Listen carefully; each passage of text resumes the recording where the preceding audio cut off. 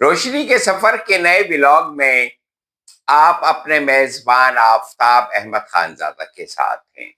سب سے پہلے میری آپ سے درخواست ہے کہ میرے اس چینل کو سبسکرائب کریں، ویڈیو پسند آئے تو شیئر ضرور کریں۔ 1936 کی بات ہے۔ برطانیہ کے بادشاہ کنگ ایڈورڈ ہشتم نے امریکی متعلقہ مسز ویلس سمپسن سے شادی کا فیصلہ کیا۔ چرچ آف انگلینڈ نے مخالفت کی۔ پارلیمنٹ میں بھی ایک طوفان کھڑا ہو گیا۔ بالآخر انہوں نے 11 دسمبر 1936 کو ریڈیو پر خطاب کیا اور کہا، جس عورت سے میں پیار کرتا ہوں اس کے ساتھ کے بغیر بادشاہت کی بھاری ذمہ داریاں انجام دینا میرے لیے ناممکن ہے۔ اس طرح پہلی بار انگلستان کا کوئی حکمران رضاکارانہ طور پر تخت و تاج سے دستبردار ہو گیا۔ یہ وہ زمانہ تھا جب برطانوی سلطنت پر سورج کبھی غروب نہیں ہوتا تھا۔ اگلے روز ان کے چھوٹے بھائی نے تاج و تخت سنبھال لیا اور جارج ششم کہلائے۔ سابق بادشاہ نے باقی زندگی اپنی بیوی کے ساتھ فرانس میں گزاری۔ دوسری عالمی جنگ کے زمانے میں فرانس کے وزیر اعظم چرچل کی درخواست پر کچھ عرصے ویسٹ انڈیز میں گورنر کے طور پر خدمات سر انجام دی۔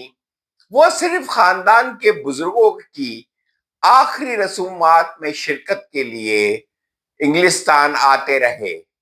ان کا 1972 میں پیرس میں انتقال ہوا۔ تدفین البتہ ونڈسر کیلس میں ہوئی۔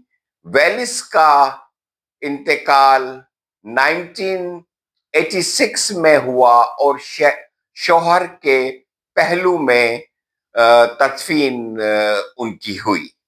یہ اس شخص کی کہانی ہے جس کی سلطنت میں سورج غروب نہیں ہوتا تھا، جس نے محبت اور اصول کی خاطر تخت و تاج کو ٹھکرا دیا۔ اس نے کہا کہ نہیں، مجھے تخت اور تاج اور یہ بادشاہت نہیں چاہیے، مجھے اپنی محبت چاہیے جو مجھے اپنی جان سے زیادہ عزیز ہے۔ اس شخص کو، اس بادشاہ کو اپنے اصول عزیز تھے۔ دوسری طرف اگر ہم اپنی 77 سالہ تاریخ کو دیکھیں تو ہمیں احساس ہوگا کہ ہمارا ہر حکمران جو بھی با اختیار اور طاقتور ہوا اور کرسی پر بیٹھا، اس کی پہلے روز پہلے لمحے ایک ہی خواہش اس میں پیدا ہوئی کہ یہ کرسی میرے لیے تا حیات ہونی چاہیے۔ اب یہ کرسی میری ہے۔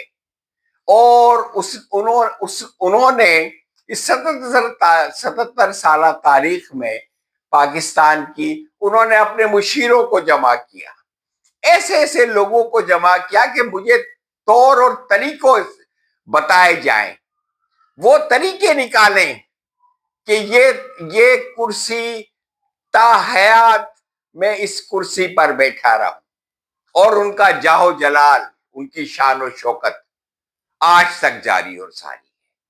جب وہ اپنے محلات سے نکلتے ہیں تو گھنٹوں پہلے ٹریفک روک دی جاتی ہے، لوگ مرے تو مرے۔ ہزاروں واقعات ایسے ہوئے ہیں کہ ایمبولینسوں میں لا تعداد معصوم لوگوں نے اپنی جان دے دی، لیکن ان کے جاہ و جلال میں کوئی بھی فرق نہ پڑا ہے، نہ پڑ رہا ہے۔ ذہن میں رہے، یہ وہ ہمارے حکمران ہیں جو اس بادشاہ کی خاک کے برابر بھی نہیں نہ تھے۔ یہ ان کی کسی بھی طرح سے ان کا مقابلہ کرنا یا ان کی آپس میں کوئی چیز مشترکہ تلاش کرنا ہو ہی نہیں سکتا. یہ ان لوگوں کا حال تھا جو یہ ہمارے وہ لوگ ہیں جو اس بادشاہت کے غلام رہے ہیں. صدیاں غلامیوں میں ہم نے کاٹی اس بادشاہ کی. اور ہمارا یہ حال ہے کہ جب بھی ہمارے ملک میں کوئی طاقتور اور با اختیار شخص کسی کرسی پر آ کر بیٹھتا ہے، حکمران بنتا ہے، تو وہ سب سے پہلے جو رہے سہے حقوق ہوتے ہیں، رہے سہے اختیار ہوتے ہیں جو لوگوں کے پاس ہوتے ہیں، وہ بھی چھین کر اپنی ذات میں جمع کر لیتا ہے. اور اس تلاش میں اس کے مشیر نکل جاتے ہیں کہ اگر کوئی اختیار یا حقوق اگر باقی رہ گیا ہے تو وہ بھی ہمیں حکمران کی ذات میں اور میں جمع کر دیا جائے، اس کی کرسی میں جمع کر دیا جائے تاکہ وہ تا حیات رہے. ہسٹری اٹھا کر دیکھ لیں، کوئی 10 سال اقتدار سے چمٹا رہا، کوئی 11 سال اقتدار سے چمٹا رہا. غلام محمد کی تو یہ حالت تھی کہ اس کو فالج ہوا، بات نہیں ہوتی تھی لیکن کرسی چھوڑنے کے لیے تیار نہیں تھا. ایوب خان کا حال دیکھ لیں، ضیاء الحق کا حال دیکھ لیں، یحییٰ خان کا حال دیکھ لیں، دوسرے تمام سکندر مرزا کا حال دیکھ لیں، یا پوری جو 77 سالہ ہمارے حکمران ہیں ان کی پوری تاریخ بنا لیں.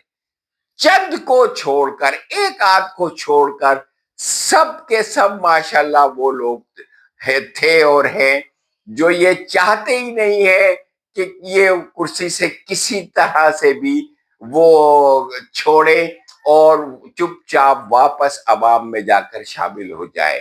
ان کا مقصد صرف ایک ہوتا ہے کہ تا حیات کسی بھی طرح سے کرسی سے چمٹے رہیں اور تا حیات اس کرسی پر بیٹھے رہیں.